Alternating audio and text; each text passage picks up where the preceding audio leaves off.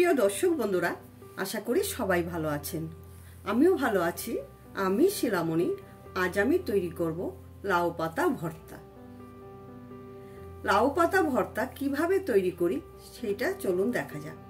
প্রথমে আমি কিন্তু এক আটি লাউয়ের ডগা নিয়ে এসেছি কিনে। এর থেকে কিন্তু আমি লাউ পাতাগুলো কচি নিলে ভালো হয়। এরপর লাউ পাতার যে শিরগুলো আছে এই শিরগুলো থেকে আঁশ ছাড়িয়ে নিতে হবে। আঁশ ছাড়িয়ে পাতাগুলো ছিঁড়ে নিতে হবে বা কেটে নিতে হবে। আঁশগুলো কিন্তু অবশ্যই ছাড়িয়ে নেবেন, তাহলে কিন্তু লাউ পাতার যে ভর্তা খুব ভালো হবে। আঁশটা অবশ্যই ছাড়িয়ে নেবেন। ঠিক এরকম কচি পাতা দেখে নিলে লাউ পাতা ভর্তা খেতেও টেস্ট হয় আর খুব সুন্দর কিন্তু মিশে।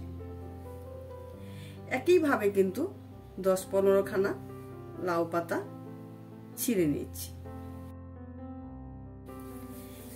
এরপর লাউ পাতাগুলো সব ছিঁড়ে নিয়ে ধুয়ে নিয়ে এসেছি। এরকম ভাবে ধুয়ে নিতে হবে। আর লাউ পাতা অবশ্যই দেখে নেবেন পোকামাকড় যেন না থাকে। প্রথমে আমি গ্যাস জ্বালিয়ে একটা কড়াই বসিয়ে নেব। কড়াইতে দিয়ে দিচ্ছি আমি সামান্য জল, আর দেব আমি সামান্য নুন। লাউ পাতাগুলো ছেড়ে দিচ্ছি।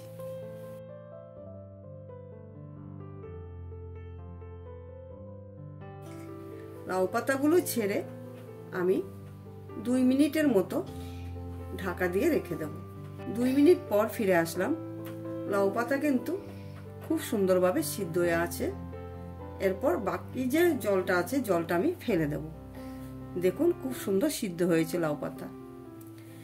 এরপর আমি একটা হাতার সাহায্যে লাউ পাতাগুলো একটা পাত্রে তুলে নিচ্ছি। তারপর আমি কড়াইয়ে বসিয়ে সাদা তেল দিয়ে নিচ্ছি সামান্য, আর 3 খানা শুকনো লঙ্কা ভেজে নিচ্ছি। শুকনো লঙ্কাগুলো ভাজা হয়েছে, একটা পাত্রে তুলে নিচ্ছি।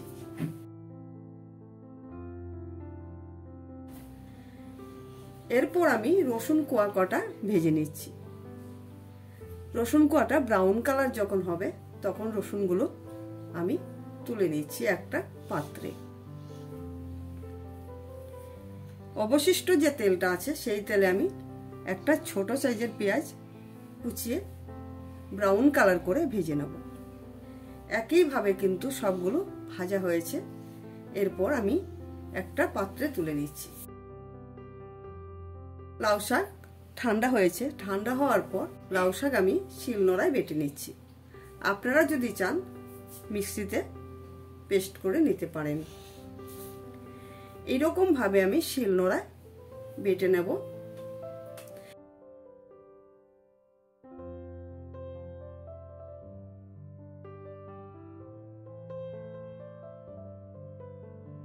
বেটে নেওয়ার পর একটা পাত্রে লাউ পাতা বাটা আমি তুলে নিচ্ছি। এরপর আমি কড়াইয়ে সামান্য সাদা তেল দিয়ে নিচ্ছি। সাদা তেল গরম হওয়ার পর লাউ পাতা বাটা ছেড়ে দিচ্ছি। এরকম ভাবে নাড়াচাড়া দিয়ে আমি জলটা শুকিয়ে নেব। আঁচটা কিন্তু অবশ্যই কম দিয়ে করতে হবে। জলটা শুকানোর পর আমি নামিয়ে দিচ্ছি। নামিয়ে একটা ডিশে রাখছি।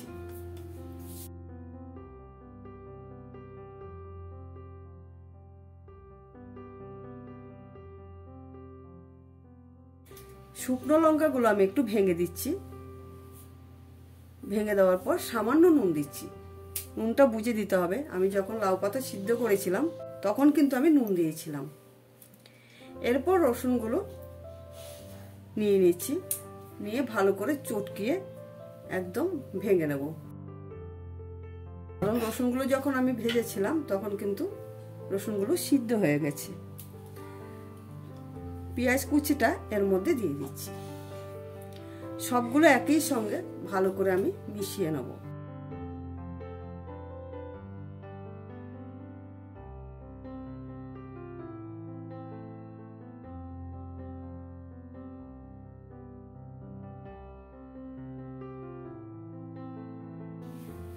দিয়ে দিচ্ছি আমি 1 চা চামচ সরষের তেল। স্বাদ কিন্তু অনেকটাই বেড়ে গেল। এই লাউ পাতা ভর্তা দিয়ে 1 থালা ভাত দুপুরবেলা খাওয়া যাবে, আর কিছুই লাগবে না। মাছ মাংসর দিকে আপনি একটুও তাকাবেন না। খুব সুস্বাদু একটি রান্না, মুখরোচক রান্নাটা অবশ্যই করবেন। যদি ভালো লাগে অবশ্যই আমার চ্যানেলটিকে সাবস্ক্রাইব, লাইক, শেয়ার করতে ভুলবেন না। আমি নতুন রান্না নিয়ে আবার হাজির হব আপনাদের কাছে। ভালো থাকবেন, সুস্থ থাকবেন। ধন্যবাদ।